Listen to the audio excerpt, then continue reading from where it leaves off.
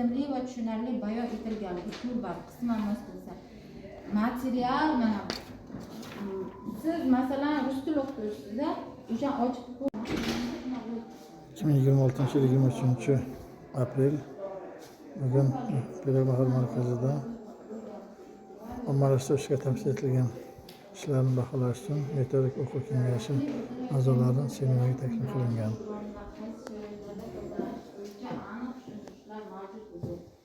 Masalan, taklif etilayotgan metodikalar kimlar uchun? Ingliz tili o'qituvchilari uchun yoki maktabdagi ingliz tili fan o'qituvchilari yoki barcha til o'rganish usul va topshiriqlar asosida bajarilgan ishlarni baholash tartibi aniq tavsiflangan hamda natijalar ko'rsatilgan bo'lsa, baholash masalan jadval qilib qo'ygan bo'lishi mumkin birovlar bunday qilib abzas qilib ketma-ket qo'ygan yoki guruhlarga bo'ladida bu guruh buncha topsa buncha ball beriladi, bu guruh buncha topsa buncha ball beriladi.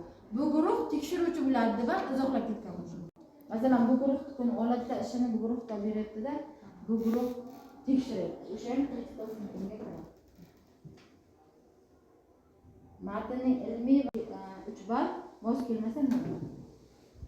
Ilmiy va rasmiy uslubda, masalan, rasmiy uslubda bu qisqartmalardan foydalanmaslik kerak. Keyin mana buni bilasizlar-ya. Masalan, o'zbekcha yozilganda u tipaga qaragan bo'lsa to'g'ri bo'ladi. U pastga qaragan bo'lsa noto'g'ri bo'ladi. Mana bu belgisi bo'ladi. Keyin g'ayr ham xuddi shunday. O'zi hozir imloviy nima shuda? Imloviy nimada? Keyin tutuq belgisi mana shu pastga qaragan bo'ladi.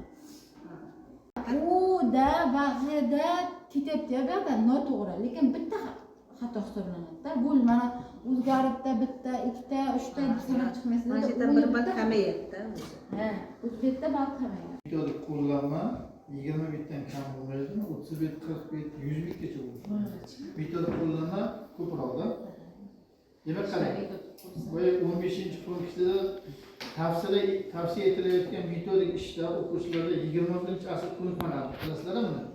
21-asr ko'nikmalari qaratilgan yondashuv mavjudligi uchun maksimal 4 ball qo'yiladi. Shu ishni ko'radigan vaqt shu yetaverasiz. 20-asr ko'nikmalarini ro'yxatga qaratilgan Turka. Ha, turka.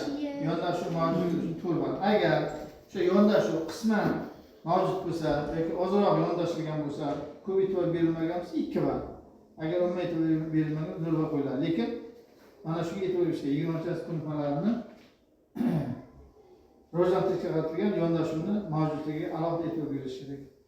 Keyin imloviy xatolar aytib o'tildi.